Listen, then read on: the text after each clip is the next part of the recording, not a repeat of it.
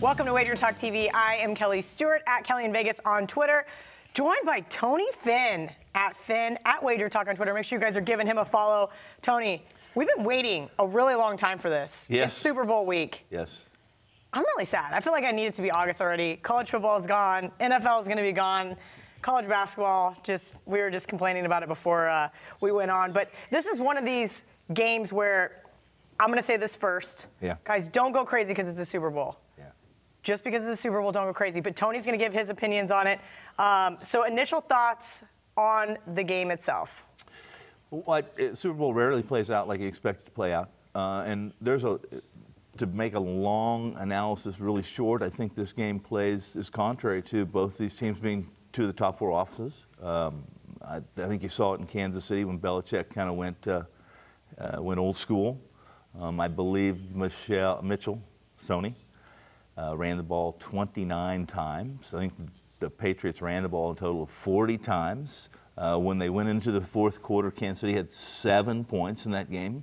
And yeah, I remember I had the under in that one. That was super fun. Belichick's smart. He doesn't have the offense or the skill set to stretch the field, and it makes, in my opinion, it makes perfect sense that he plays out just like they did in Kansas City, which keeps Goff and their skill set players off the field, in my opinion.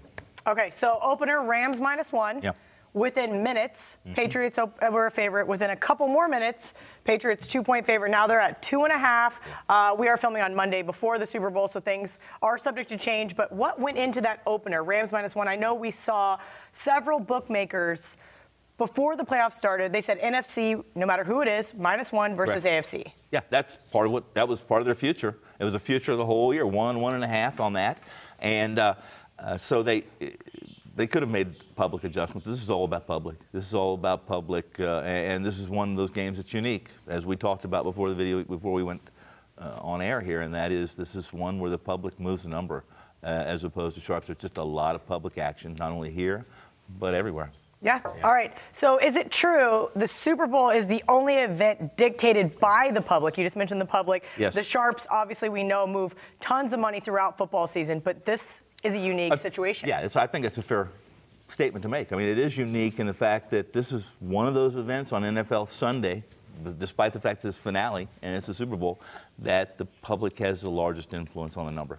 All right. Yeah. What percentage of the handle overall, either here in Vegas or offshore, is going to be on props versus the actual game itself? Well, the numbers vary. Depends on who you talk to, whether it be, of course, the people here locally, the big ones, Westgate, CG, Will Hill, all those.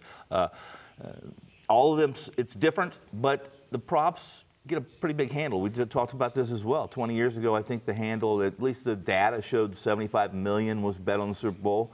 20 years later, here we are, and we're going to have between 4 and 5 billion. So insane to think of. Yes. Yeah.